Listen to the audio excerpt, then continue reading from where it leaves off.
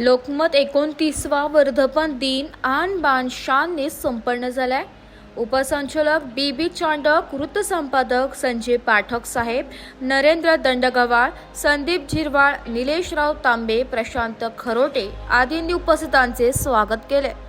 दैनिक तिरंगा संपादक मालक सुरेश भाऊ बाबूराव निकुंभ, नाशिक लोकशाही न्यूज चॅनल संचालक विश्वासराव लचके साहेब, अन्नपूर्णा हॉटेल मालक मुरली शेठ मंजिताया, माधव शेठ प्रणव शेठ, सोपानराव लक्ष्मणराव पंडित, राजू शिलावट, हेमंतराव घोरपडे, हेमंत दिघे, संजय निकम, शाहू निकम, श्रीराम निकम, गौरव काळे, के ट्रॅव्हल्स, दयावान बाबा, अशोक पंजाबी आदींनी सदिच्छा दिल्या।